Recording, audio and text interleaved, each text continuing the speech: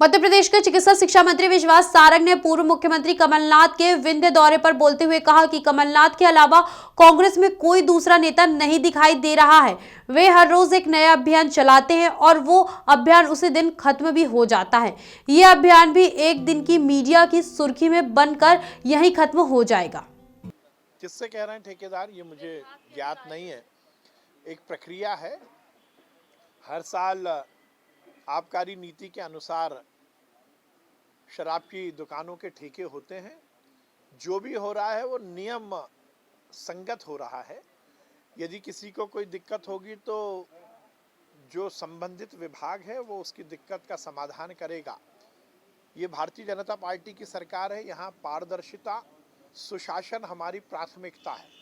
और ये वो कांग्रेस की सरकार नहीं है कि मुख्यमंत्री निवास में बैठकर कोई एक मंत्री सभी ठेकेदारों को बुलाकर एक प्रकार से ग्रुप बनाता था और उसमें कमलनाथ जी और वो मंत्री जी भी शामिल हो जाते थे।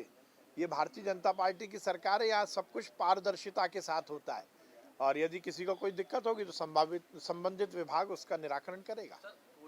कांग्रेस की यही है कि वो आतंकवादियों को भी धर्म से जोड़ने का प्रयास करते हैं। जो आतंकवादी है उसका कोई धर्म नहीं है।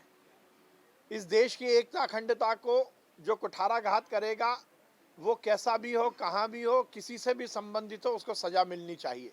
मुझे आश्चर्य है कि कांग्रेस इतने ऐतिहासिक और सार्थक फैसले के खिलाफ भी बातें कर रही है।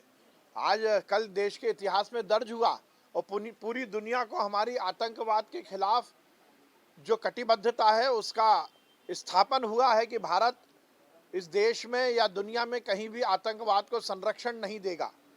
और इस तरह के बयान जो कांग्रेस के नेता देते हैं ये अंतर्राष्ट्रीय स्तर पर भी देश का मान और सम्मान कम करते हैं, क्योंकि आतंकवाद आज पूरी दुनिया का विषय हो गया है।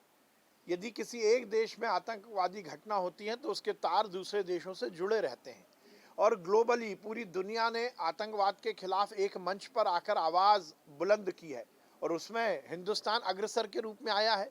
पर कांग्रेस के नेता अपनी तुष्टीकरण की राजनीति के कारण, अपनी राजनीतिक रोटी सेकने के कारण इस तरह के बयान देते हैं जो आतंकवादियों को संरक्षण तो देते ही है, पाकिस्तान जैसे आतंक को पनाह देने वाले देशों को भी संरक्षण देने की बात करते हैं तो हिंदुस्तान का मान और सम्मान पूरी दुनिया में कम करते हैं। मुझे लगता है इससे दुर्भाग्यपूर्ण और कुछ हो नहीं सकता। मैं कोर्ट के निर्णय को साधुवाद करता हूं और हम सब देशवासियों की जो कटिबद्धता है कि आतंकवाद को हम इस देश में पनपने नहीं देंगे, उस संकल्प को दोहराते हुए मैं कोर्ट को बहुत बधाई देता हूं। खबरों में बने रहने के लिए ग्रामीण भारत टीवी को सब्सक्राइब कीजिए और बेल आइकॉन दबाना ना भूलें।